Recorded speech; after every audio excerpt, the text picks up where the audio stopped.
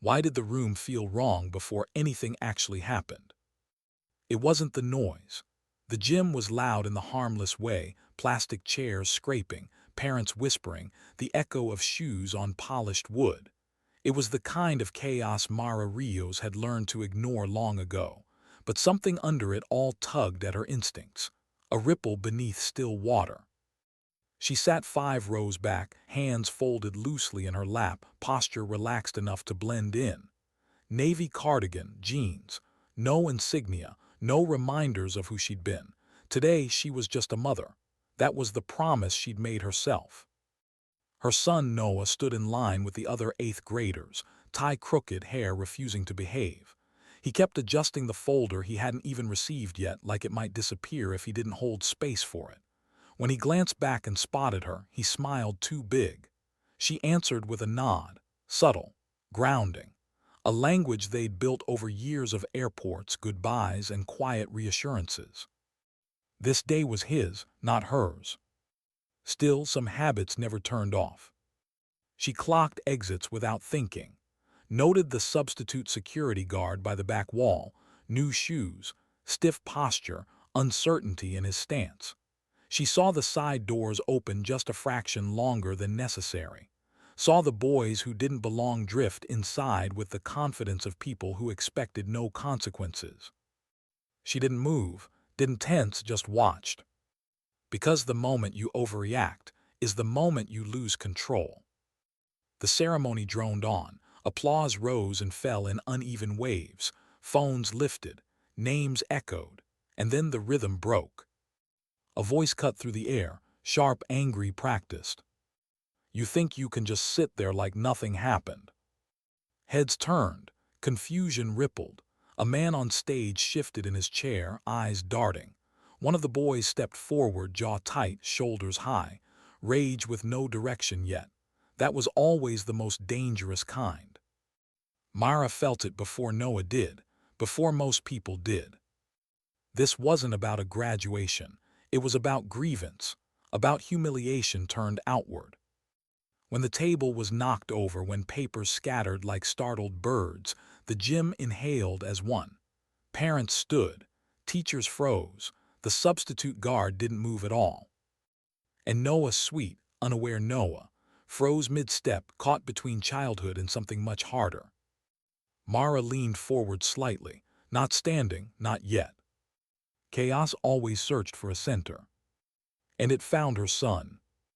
The shove wasn't brutal, it didn't need to be. It was calculated to embarrass, to dominate. Noah stumbled, the folder slipping from his hands before he even realized he'd lost it. Paper hit the floor.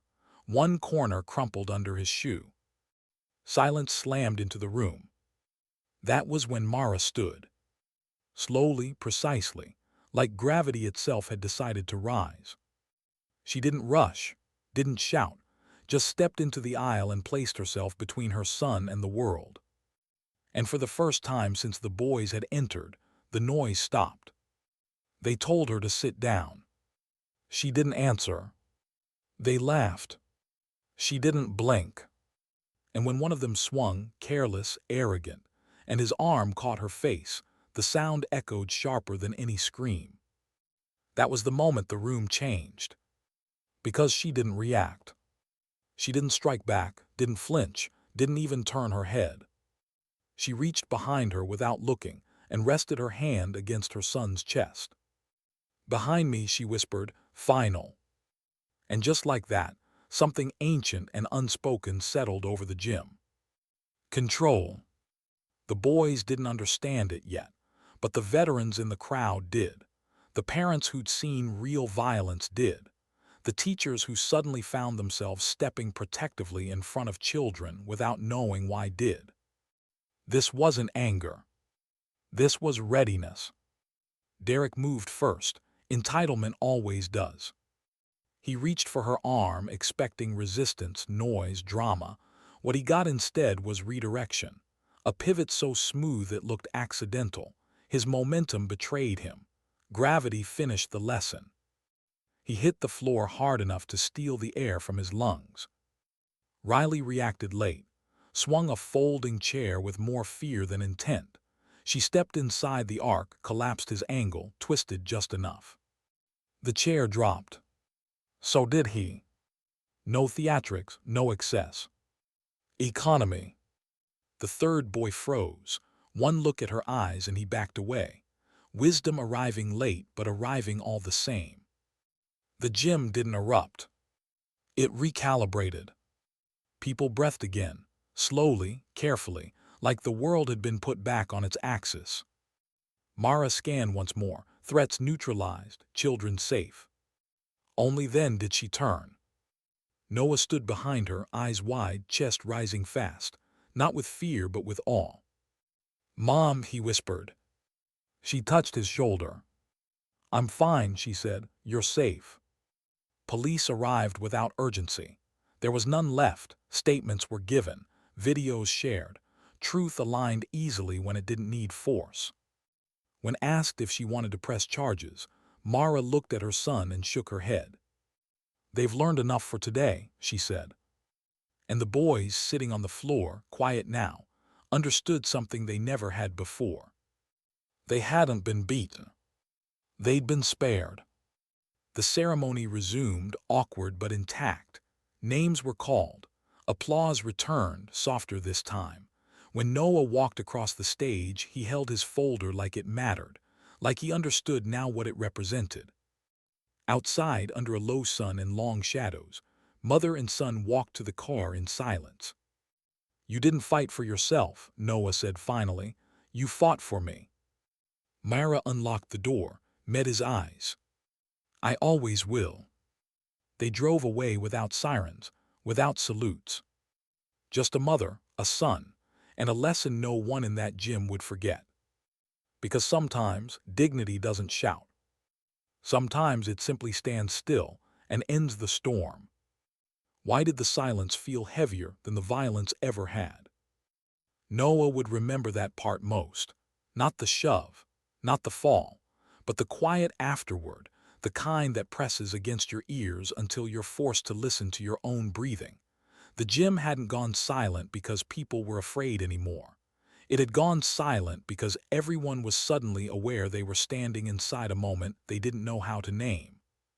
Mara felt it too. She stood exactly where she had planted herself, body still angled slightly between the fallen boys and the students behind her. Her breath was steady, slow in, slower out, not because she needed to calm herself, but because calm was contagious. Panic spread faster than violence if you let it. She didn't look at the crowd. Crowds lied, they amplified emotion. She looked at hands, at shoulders, at feet. The boy on the floor, Derek, was groaning now, rolling onto his side, pride hurting more than his ribs. Riley sat slumped against the metal legs of a folding chair, blinking too fast, his phone forgotten on the floor beside him like a dropped mask. The third boy hovered near the exit, already halfway gone. His courage evaporated the moment consequence appeared. Threat assessment complete. Only then did Mara allow herself to feel the burn on her cheek. It wasn't bad, it would fade. She had worse from door frames and recoil. But the mark mattered, not because of pain, but because of what it represented. He hadn't just crossed a boundary. He crossed it in front of her child. Her jaw tightened for half a second, then released. Anger was easy. Discipline took work. Behind her, Noah shifted his weight. She could hear it in the faint squeak of his shoe against the floor. His breathing was still uneven. He wasn't scared anymore, not really. He was processing, rewriting the story of who his mother was in real time. That part hurt more than the slap. She'd never wanted him to see this side of her. Not because she was ashamed, but because innocence, once cracked, never seals quite the same way again. A teacher's voice finally broke through, soft, shaky. "Students, let's move back toward the bleachers." The kids obeyed, not because of authority, but because movement felt safer than standing still. Adults followed their lead. Chairs scraped. Someone whispered a prayer without realizing it. Mara turned slightly and lowered herself to one knee. Not to dominate, not to threaten. To meet her son at eye level. "Noah," she said quietly, His eyes flicked to her face, then to the faint red mark along her cheek. His mouth opened, closed. "I'm okay," she said before he could ask. "Look at me." He did. "What do you feel right now?" she asked.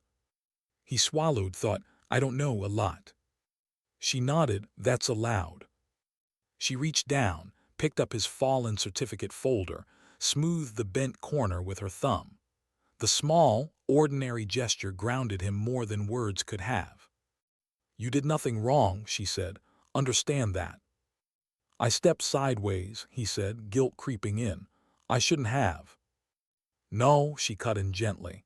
"You adjusted. That's what humans do when things change unexpectedly." She stood again, slow and deliberate, reclaiming her height, not as intimidation but as signal. The room was still watching, still recalibrating itself around her presence. And then she felt it. The weight of recognition. Not from the boys, from the adults. From the man in the Air Force cap who hadn't said a word yet, but hadn't sat down either. From the Marine veteran who had shifted closer without realizing it. From parents who had never worn a uniform but understood authority when it appeared without announcement. Mara didn't acknowledge them. She never had been good at accepting that kind of attention. The police arrived without sirens. Good. Sirens escalated things.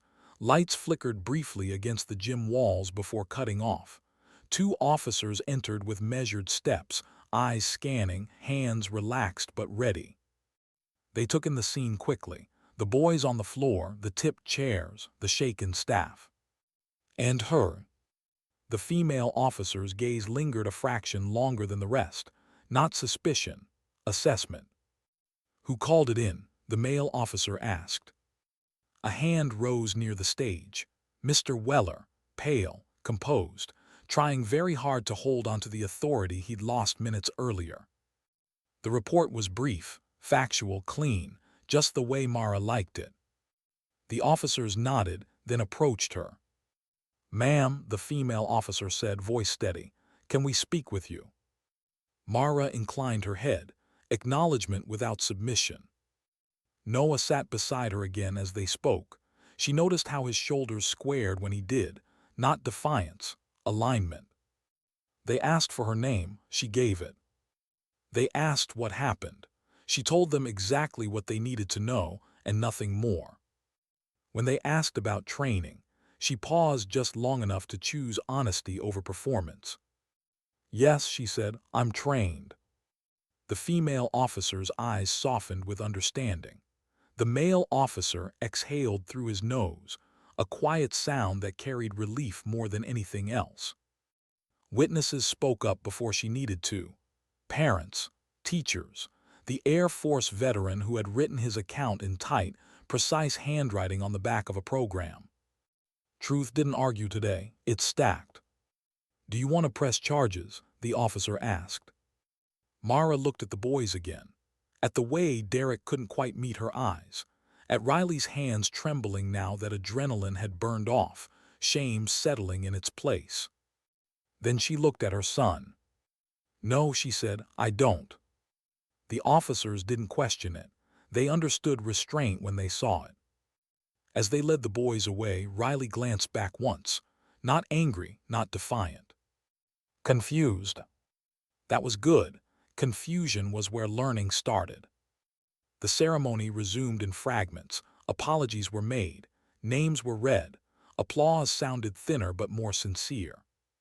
When Noah's name was called, he walked across the stage with his chin level. Not proud, not shaken. Aware. Mara didn't clap loudly. She didn't need to. Their eyes met for half a second, and that was enough. Outside, the air felt cooler than it should have. Or maybe the adrenaline was finally draining. They walked side by side toward the car, footsteps in sync without trying. "You didn't yell," Noah said finally. "No," she agreed. "You didn't even look mad." She stopped beside the passenger door and leaned against it, studying him.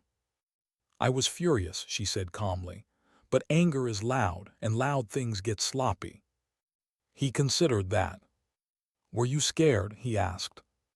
She thought about lying, then chose better. Yes, she said, not for me. His throat bobbed. He nodded once. They got in. She started the engine. The radio stayed off. As they pulled away, Noah looked out the window, then back at her. Mom. Yeah. Will people always try to push like that? She drove in silence for a moment. Sometimes, she said, especially when they think no one's watching. And what do you do? She glanced at him. You stand where it matters, she said, and you don't move. The sun dipped lower as they left the school behind. No applause, no medals, no story anyone would believe if told wrong. Just a quiet drive home. And a lesson that would last longer than any graduation certificate ever could. Why did the calm come crashing down only after they were alone? The car doors shut with two solid thumps, sealing them inside a quiet that felt heavier than the gym ever had. Mara didn't start the engine right away. She sat with both hands resting lightly on the steering wheel, eyes forward, breathing slow and controlled. Only now, only here, did she let herself feel how close the edge had been. Noah stared at his certificate folder in his lap. The crease was still faintly visible, no matter how carefully she'd smoothed it. He ran his thumb over it again and again, like if he kept tracing the line, he might understand something hidden inside it. Outside, parents moved through the parking lot in loose clusters. Some talked too fast. Some cried quietly. A few glanced toward Mara's car and then looked away, unsure whether eye contact would be respectful or intrusive. Inside the car, neither of them spoke. This was the part no one prepared you for: the aftermath. The adrenaline drain. The moment when strength had already done its job, and now you were left to live with the echo. Mara finally turned the key. The engine hummed to life, steady and reliable. She pulled out slowly, obeying every stop sign like the world hadn't just tilted sideways. Half a mile down the road, Noah's shoulders sagged. It was subtle, but she caught it. "Hey," she said softly. He didn't answer, just nodded once, eyes still forward. The first tear surprised him. He wiped it away quickly, embarrassed, like emotion itself had betrayed him. Then another came, heavier. His breathing hitched. Mara didn't pull over. She didn't reach for him. She kept driving. Because she knew this wasn't about comfort yet. This was about letting it happen without panic. "I didn't think it would feel like this," Noah said, voice breaking despite his effort to keep it steady. "Like what?" she asked. "Like, I don't know, I was scared, then I was proud, and now I just feel," he searched for the word, "tired." Mara nodded. "That's your nervous system catching up." He frowned. "You always talk like that." A corner of her mouth lifted, not a smile, something gentler. "It's because your body learned something new today," she said. "Learning is exhausting." He was quiet for a long moment. "Did you know it was going to happen?" he asked suddenly. "No," she said without hesitation. "I knew it might." "That seems like the same thing." "It's not," she said. "Knowing means certainty. Expecting means readiness without panic." Noah leaned back in his seat, absorbing that. "Were you like that when you worked?" he asked carefully. Mara's grip tightened on the wheel just a fraction. "Yes," she said, "I had to be." Another pause. "Is that why you never talk about it?" he asked. She exhaled slowly, partly. The road stretched ahead of them, familiar turns, familiar landmarks. The ordinary world felt almost insulting after what they'd just stepped through. "Noah," she said, "what do you think today was about?" He blinked, surprised by the question. "Graduation." She waited. "And the fight," he added. She shook her head gently. "No." He turned to look at her now. "Today was about choice," she said. "Those boys made a choice to bring anger into a place it didn't belong. The adults froze. That happens sometimes. And then you made a choice." "I didn't do anything," he said. You stayed standing, she replied. You didn't swing, you didn't scream, you didn't shrink, you waited. He hadn't thought of it that way. And I made a choice, she continued, not to punish, not to humiliate, but to stop. His voice was quiet. You could have hurt them more. Yes. Why didn't you? She didn't answer right away. Because the truth was complicated. Because it carried weight. Because hurting someone is easy, she said finally. Ending violence without becoming it, that takes discipline. He stared at his hands. Did it ever not work? Her jaw tightened. Yes. He looked up sharply. When, he asked. She swallowed. The past rose uninvited, dust, heat, a different kind of gymnasium with no exits marked and no children watching. Sometimes, she said carefully, the world doesn't give you better options. He nodded slowly, sensing the boundary without needing it spelled out. They drove the rest of the way home in quiet. When they pulled into the driveway, the house looked the same as it always had. White siding, a tree that needed trimming, the mundane safety of routine. Inside, Noah dropped his backpack by the door and sat heavily at the kitchen table. Mara poured 2 glasses of water. Her hands shook now just a little. She let them. Noah noticed. You're shaking, he said. She set the glass down and didn't deny it. Delayed reaction. Are you okay? He asked again, more gently this time. She met his eyes. I am now. He took a breath, then another. When he hit you, he said, I thought I'd lose you. The words landed harder than anything else had.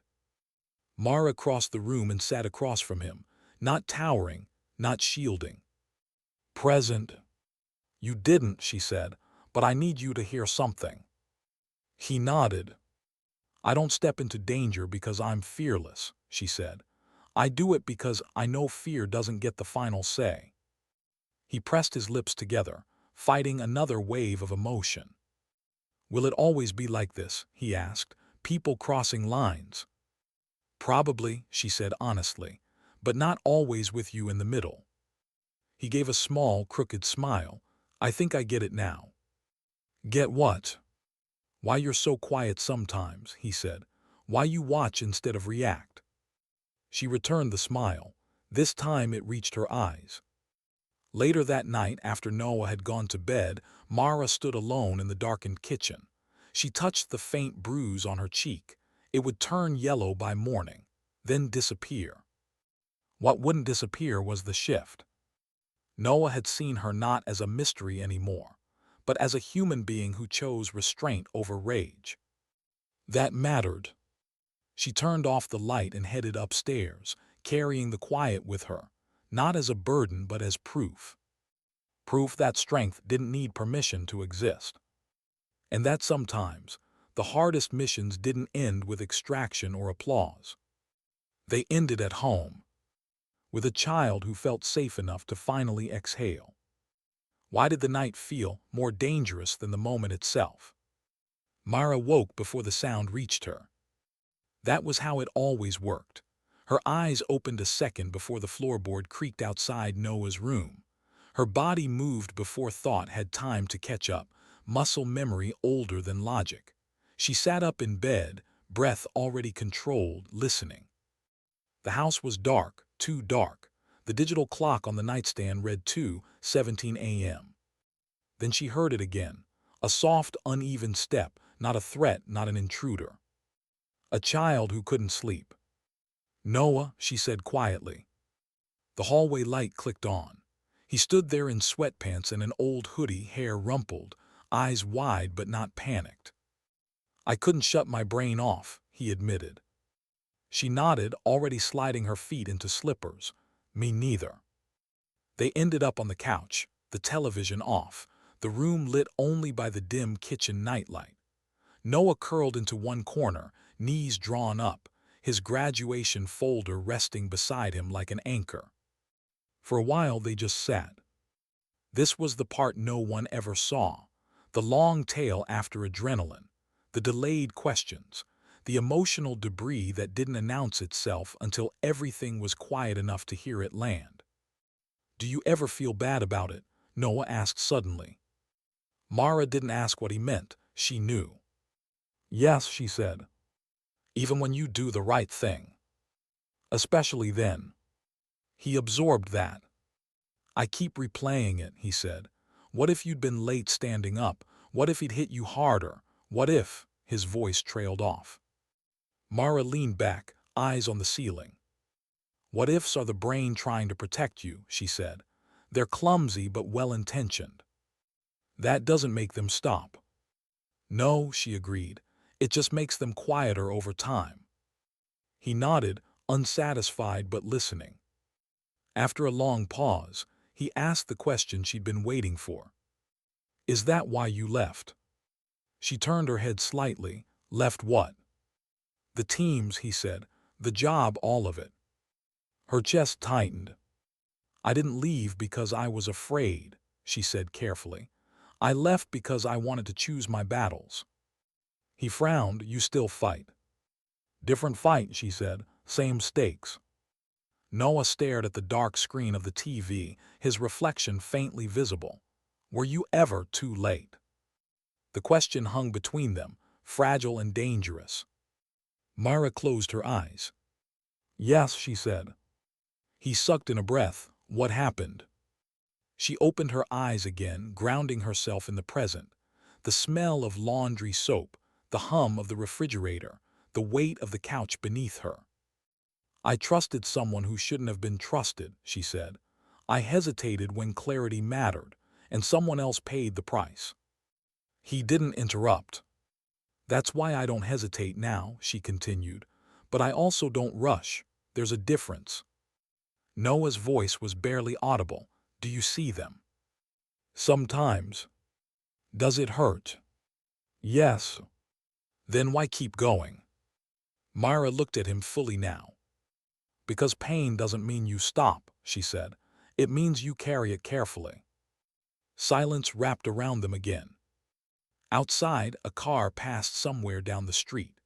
Ordinary life, unaware of the war that had just been fought inside a middle school gym and the quieter one unfolding in this living room. "People looked at you different after," Noah said, "like they didn't know where to put you." She almost smiled. "That happens when you don't fit into a single story," she said. "Some people need labels to feel safe." "What label are you?" She thought for a moment. "Today," she said, "I'm your mom." He smiled at that, a real one. "But you were something else too," he said. "Yes." "Are you proud of it?" The question hit harder than any accusation. Mara inhaled slowly. "I'm proud of what it took," she said. "I'm not proud of everything it cost." He nodded, understanding more than his age should allow. Eventually, fatigue pulled him toward sleep. He leaned against her shoulder without asking. She let him. When his breathing evened out, she stayed still, unwilling to break the fragile peace. Her mind wandered back to the gym, the moment she'd stood, the calculation, the control. How natural it had felt, how dangerous that comfort was. She hadn't lost it. She'd simply set it down. At dawn, she stood alone in the kitchen, coffee cooling in her mug. She checked her phone for the first time since the ceremony. 3 missed calls, 2 messages. One from the school district, another from an unknown number. She opened the second. Saw the words Naval Special Warfare Liaison Office. Her stomach tightened. The past, apparently, wasn't done with her yet. She deleted nothing, replied to nothing. Not yet. From the hallway, Noah's door creaked open again. He shuffled in, rubbing his eyes. "Morning," he said. "Morning." He glanced at her phone, then back at her face. "Everything okay?" Mara met his gaze, measured, honest. "It will be," she said. She set the phone face down and poured him a glass of juice. Whatever was coming next would have to wait. Because right now, breakfast mattered. Because resilience wasn't built in moments of violence. It was built in mornings like this, quiet, deliberate, and chosen. And she intended to choose it every time. Why did the knock feel louder than any gunshot she could remember? It came just after noon, 3 sharp raps on the front door, measured, professional, patient. The kind of knock that didn't demand attention because it assumed it. Mara felt it in her spine before she heard it with her ears. Noah was at the kitchen table, half focused on a history worksheet, pencil tapping out an uneven rhythm. He looked up when the sound echoed through the house. "Are we expecting someone?" he asked. "No," Mara said calmly. She didn't move right away. She never did when something unexpected announced itself. Rushing gave power to whoever was waiting on the other side. She walked to the door, steady, unhurried. One look through the peephole confirmed what her instincts already knew. 2 people, civilian clothes, military posture. She opened the door. They didn't introduce themselves at first. They didn't need to. The woman stood slightly forward, early 40s, eyes sharp but not unkind. The man behind her carried himself like support, not authority. "Lieutenant Commander Rios," the woman said, not a question. "Yes." "I'm Captain Elaine Porter. This is Master Chief Daniels." She paused. "We're with Naval Special Warfare." Mara stepped aside. "Come in." Noah froze in his chair when he saw them. Not fear, recognition without context. He could feel the gravity shift even if he didn't know why. The visitors didn't sit until Mara did. Old habits recognized old habits. "We saw the footage," Captain Porter said without preamble. Mara nodded. "I assumed you would." "It's making its way through channels it shouldn't," the woman continued.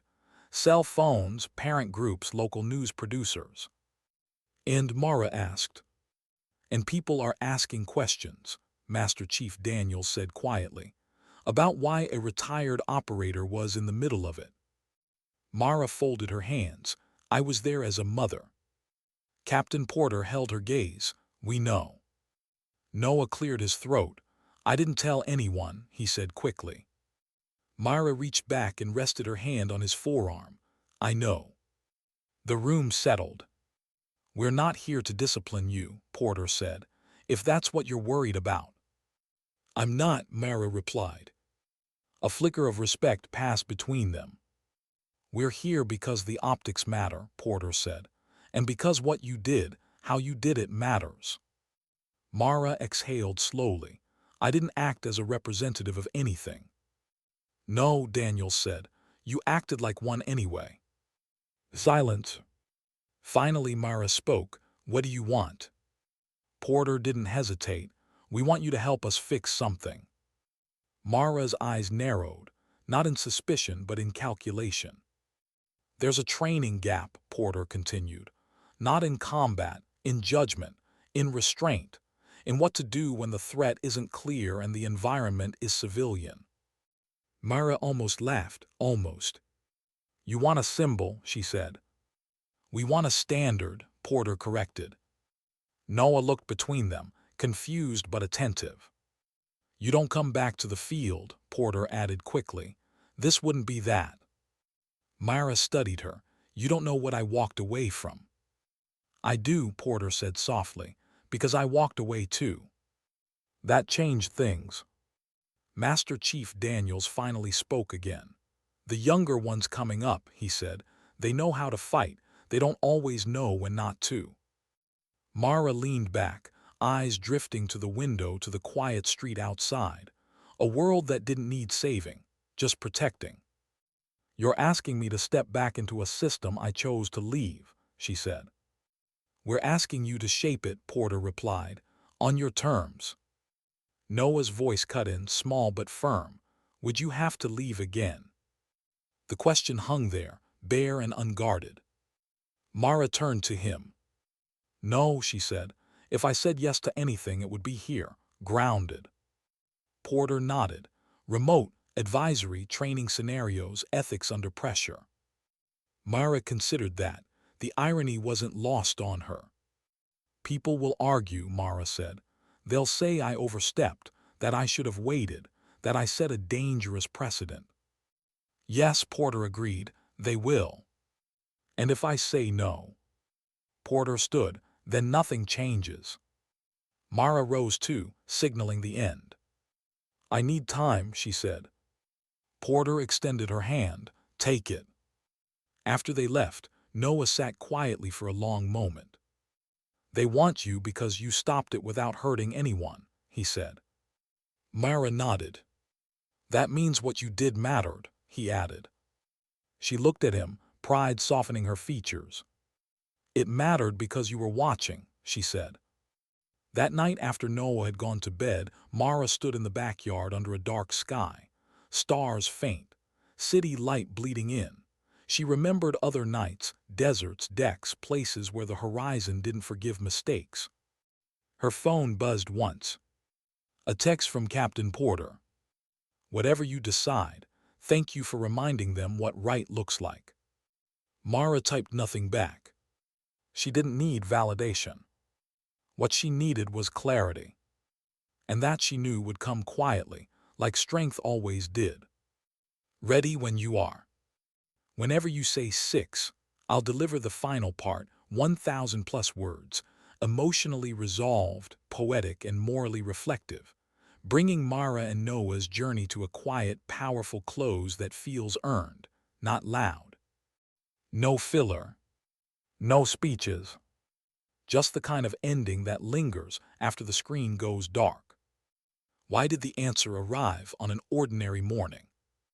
It wasn't during the night or under a sky heavy with memory. It came with the sound of a spoon tapping ceramic, with sunlight slanting through the kitchen window at the wrong angle, catching dust in the air like it always did. Ordinary mornings had a way of stripping things down to what mattered. Mara stood at the counter, coffee cooling untouched, watching Noah eat cereal like nothing in the world had shifted. He chewed slowly, reading something on his phone, one sock half on, the other forgotten on the floor. The normalcy almost hurt. She realized then that this exact moment was the point. Not the gym, not the takedown, not the quiet respect or the calls that followed. This was what she'd protected. This was what she'd stepped in front of without hesitation. Noah looked up. You're starring. Just checking, she said. For what? That you're still you. He smirked, pretty sure. She nodded, satisfied. After he left for school, Mara sat alone at the table. The house exhaled around her. She opened her phone and read Captain Porter's last message again, not because she needed persuasion, but because she needed to understand her own resistance. She hadn't walked away from the teams because she lacked purpose. She walked away because purpose had grown teeth, because missions blurred into months and months into years until the shape of home became abstract. And yet, the gym had reminded her of something she'd almost forgotten. Restraint wasn't absence, it was mastery. Her phone buzzed again. Another message, this one from the school. We're implementing new safety protocols. Would you consider speaking to faculty about de-escalation? She smiled faintly. The world was already answering for her. That afternoon, she stood at the edge of the soccer field, watching Noah practice. He moved differently now, not harder, just more aware. He checked his surroundings between plays, communicated more clearly, held space for teammates who hesitated. She wondered if he realized he was doing it. A boy tripped nearby. Noah reached out automatically, steadying him, murmured something she couldn't hear. The game resumed. Mara felt something loosen in her chest. That evening she made the call. Captain Porter answered on the second ring. I'll do it, Mara said. A pause, then, on your terms. Yes. Good, Porter replied, because that's the only way it works. They talked logistics, boundaries, timeframes, no uniforms, no press. No hero narratives, just scenarios, conversations, judgment under pressure. When the call ended, Mara sat in the quiet again. No rush, no regret. She'd chosen. Weeks passed. The story faded from headlines that never fully caught it. The video stopped circulating. New distractions took over. That was fine. This was never meant to be a spectacle. Myra worked from home, building training modules that focused less on tactics and more on moments. The pause before action, the cost of certainty, the responsibility of power in spaces that weren't war zones. She told stories without dates or names. She asked questions instead of giving answers. The feedback was immediate and uncomfortable. Good. One night, Noah hovered in the doorway of her office. "You're different," he said. She didn't look up. Different how? "Quieter," he said, "but like stronger." She smiled to herself. That's usually how it goes. He stepped inside, hands in his pockets. "My teacher asked about you today," he said. Mara glanced up. "What did you say?" "That you're my mom," he said simply. Then, after a beat, "and that you taught me how not to panic." Her throat tightened. "Was that okay?" he asked. "It was perfect." He nodded, satisfied, and turned to leave. "Hey," she added. He paused. "Eyes open," she said gently. He grinned. "Don't look away." Later, long after Noah was asleep, Mara stood outside again under the stars. The city hummed softly. Somewhere someone laughed. Somewhere else someone was afraid. The world hadn't changed. But she had. Not because she'd acted. Because she'd chosen how. She thought of the boys from the gym, not with anger but with clarity. She hoped they'd remember the moment not as humiliation but as a boundary. As the day power didn't crush them, it stopped them. She thought of the parents who froze, the teachers who learned, the children who watched a line get drawn without blood. And she thought of Noah, who would carry the memory forward not as fear but as compass. Mara went inside and turned off the lights. Tomorrow would come with its own demands. But tonight was quiet. And quiet, she knew now, was not the absence of strength. It was the proof of it. Because sometimes, the most powerful thing a person can do is stand still at exactly the right moment and refuse to let the world become worse. Sometimes dignity doesn't speak. It simply acts.